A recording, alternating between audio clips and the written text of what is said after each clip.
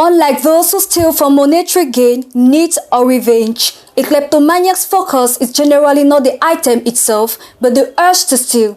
This impulse to theft without a motive, public opinion consider it a mental problem. Some think it is for mad people, and others invoke witchcraft as the cause of kleptomania. La kleptomanie, en fait, dans son sens scientifique, elle peut s'entendre, elle peut se sous-entendre comme pour la personne concernée d'avoir des pulsions ou des tendances à voler. Oui. Et là maintenant, à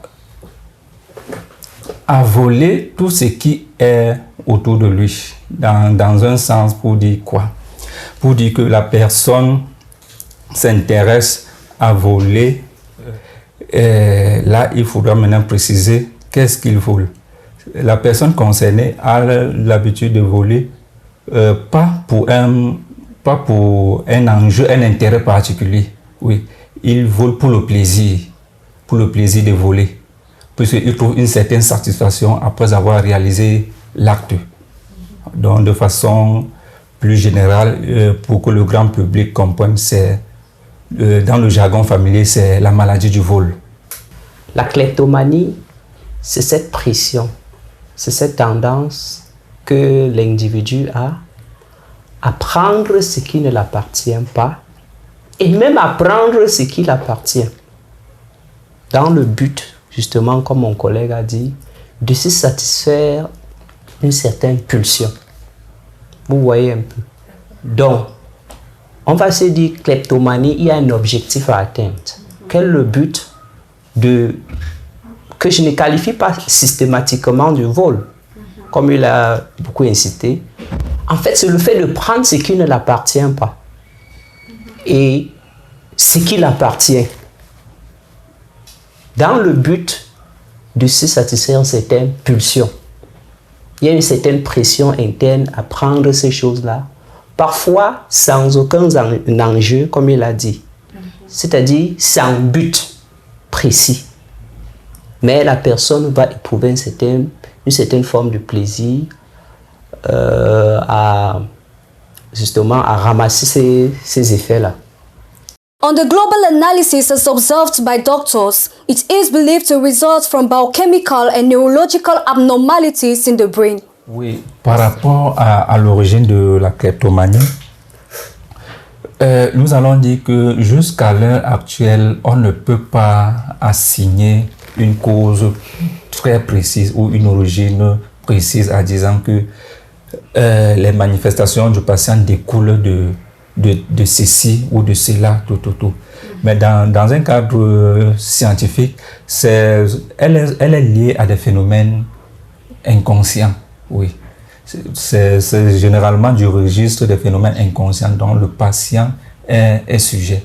Donc cette pulsion-là, cette pulsion qui anime la personne concernée découle des phénomènes inconscients qu'on peut à un moment essayer de retrouver les origines peut-être dans son développement psycho-affectif, c'est-à-dire qu'est-ce qui dans la petite enfance de l'enfant, de la personne, il s'est peut-être passé quelques événements ou quelques situations qui auront d'une manière ou d'une autre poussé à des prédispositions de ce genre. Mais quand on dit kleptomanie, c'est deux mots composés. Kleptos qui veut dire vol et mania qui veut dire une maladie, cette propension à toucher sur un peu de tout. La manie, un peu généralement dans le cadre médical, c'est un trouble de l'humeur. C'est un trouble de l'humeur qui se caractérise par une exaltation de l'humeur avec une augmentation d'activité. Vous comprenez un peu? Et donc, quand on parle d'activité, il peut s'agir de l'activité motrice, c'est-à-dire que la personne qui ne reste pas sur place ou bien qui touche un peu de tout. S'il faut dire ça dès le départ, on peut comprendre que quelqu'un qui a cette maladie mentale peut à un certain moment développer des troubles de kleptomanie. Je mesure le mot. Trouble de kleptomanie peut avoir cette tendance kleptomaniaque-là. Related to the obsessive compulsive spectrum disorder, it also shares similarities with addictive and mood disorders. Meanwhile, some studies show that genetics may equally play a role. Another reason for this urge to theft may result from childhood trauma, parental neglect, and abuse. On va situer les causes à plusieurs niveaux. Il a insisté sur les causes d'ordre psychologique. Parce que très souvent, maintenant, quand on essaie de voir les causes, il faut maintenant diviser. Parce que la kleptomanie qu'on va rencontrer chez les jeunes enfants, ce ne sera pas la même kleptomanie qu'on va rencontrer, par exemple, chez la personne adulte. Vous voyez un peu.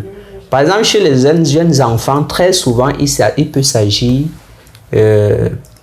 des enfants qui sont dans des situations de détresse psychologique. Par exemple, un enfant qui se sent abandonné, qui se sent délaissé, peut à un certain moment développer des tendances de vol pour attirer l'attention sur soi. Maintenant, sur le plan organique, il y a des gens qui peuvent avoir des lésions cérébrales qui les amènent à avoir certains troubles moteurs, comme j'ai dit dès le départ, et qui peut les amener à ramasser les choses qui ne les appartiennent pas. Et comme on a dit au départ, c'est un vol inutile. Il ne prend pas ses livres dans le but d'aller étudier, par exemple. Vous voyez un peu. Mais des troubles organiques, parce qu'il y a une modification de structure au niveau de son cerveau, ça peut l'amener à avoir ces tendances-là. Il y a aussi la personnalité antisociale de l'enfant qui peut jouer. Vous voyez? Donc la kleptomanie peut être déjà un signe d'alarme sur le type de personnalité que l'enfant a. Et qui va aller de mal en pire, puisqu'il peut commencer par le vol, il peut commencer par agresser les gens et ça s'aggrave. Donc l'enfant qui a une personnalité antisociale peut, parmi tant de symptômes qu'il peut avoir aussi des tendances de kleptomanie. En dehors de ça aussi, comme vous avez évoqué, des causes génétiques. Est-ce qu'on peut parler des causes génétiques? Bon, sauf que la génétique aussi conditionne le comportement humain, donc ce n'est pas à exclure. Vous voyez un peu, ce n'est pas à exclure dans les causes. C'est-à-dire que l'environnement social aussi, au-delà de l'aspect psychologique qui concerne l'individu, comme nous avons dit tantôt, va jouer sur le problème, l'environnement, le comportement de l'entourage. Si on a un papa, par exemple, qui vole, qui dit qu'il a volé, l'enfant peut aussi développer ces tendances-là, indépendamment voilà. Donc, l'environnement va jouer un rôle important. Ça, c'est ce que je peux d'emblée dire sur les causes. A person suffering from kleptomania may develop some symptoms like inability to resist the urge to steal, experience feelings of guilt, regret or humiliation after committing theft. This, however, may equally result to psychological and emotional distress. Il arrive à la personne kleptomane, oui. Il arrive par des moments de lucidité où après l'acte ou après ceci, il se retrouve dans un état de lucidité où il peut regretter, oui, son geste. Oui. Lorsque cette période de lucidité arrive, il peut être même triste d'avoir posé le geste. Dans d'autres littératures, on nous fait comprendre que ces personnes peuvent aussi à un moment retourner l'objet volé lorsqu'il se trouve dans cette période de lucidité. Donc, il peut développer la tristesse comme vous l'avez évoqué. Il peut renvoyer l'objet où c'était. Et vous allez voir, comme vous avez dit, cerner la différence. Vous allez voir que cette personne, lorsqu'il veut ces choses-là, il ne les garde pas quelque part pour se dire que voici le patrimoine ou voici ceci. Dès qu'il a déjà fait, il peut même laisser là. Oui. Donc ce n'est pas dans un intérêt de chercher à collectionner ou de chercher à faire quelque chose de grand. Lorsqu'il a déjà posé son acte, le reste là ne l'intéresse plus. Oui. Donc à partir de cette définition là, on peut déjà reconnaître que oui, ça c'est une personne kleptomane. Donc l'objet volé ne va plus lui servir. Mais l'autre personne, lorsqu'il va se procurer de l'objet, il va soit le mettre à profit. Donc, le kleptomane, c'est celui-là qui il vole, comme l'a dit, l'action est répétée et il vole aussi autour de lui. Pourtant, le voleur normal, entre guillemets, c'est celui-là qui va aller peut-être voler chez le voisin, voler partout, dans des endroits un peu... Mais le kleptomane, c'est un comportement, c'est une pulsion qui l'anime comme ça, là, à la maison, ses entourages, pour lui, même ses choses, même pour le voisin, tout. Donc, il n'y a pas un lieu précis où il dit que je vais voler. Donc, à tout vent, il vole, et en toutes circonstances. Oui, à tout vent et à toutes circonstances, il vole. Toujours aussi dans le vol normal, la personne sait qu'il court un risque sur le plan juridique de voler.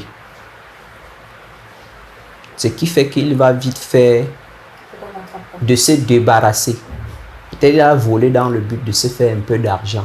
Il va se débarrasser de cet objet. Vous voyez. Or, dans la kleptomanie, la personne peut même voler. Lorsqu'on est en train de regarder comme ça, il part, il vole.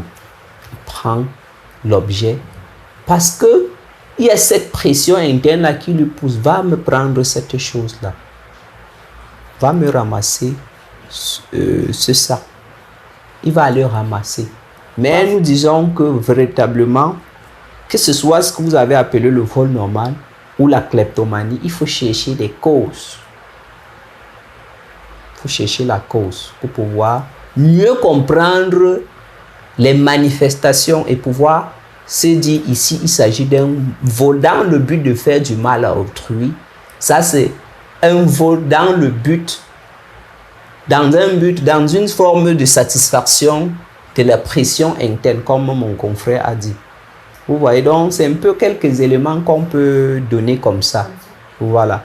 Et de toutes les façons, que ce soit le vol, ce que vous avez qualifié de vol normal ou vol kleptomanie, j'insiste sur le regard que la société porte sur la qualification de l'acte. La personne peut même prendre ce livre sans aucune intention, sans aucune pression.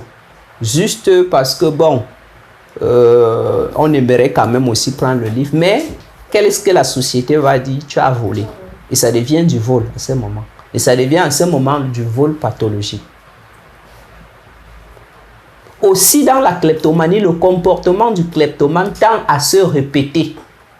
The treatment preferred by Africans are traditional rites, thereby the invoking of ancestors for healing. On peut utiliser plusieurs méthodes. Mais toujours est-il que le traitement repose beaucoup plus sur des enjeux psychologiques. Le psychologue, en ce moment, a l'aptitude de pouvoir utiliser certaines techniques thérapeutiques pour pouvoir arriver à ses fins. Et aussi, comme je le disais, réduire les tensions. Il va revenir maintenant aux spécialistes de la santé mentale et aux psychiatres d'utiliser aussi certaines molécules pour pouvoir réduire cette tension. In the 19th century, the French psychiatrists began to observe kleptomaniacal behavior, but were constrained by their approach. Viewed as a legal excuse for self-indulgent upper-class ladies, it is growing and poses a problem to the society. It is considered as a flu to eradicate.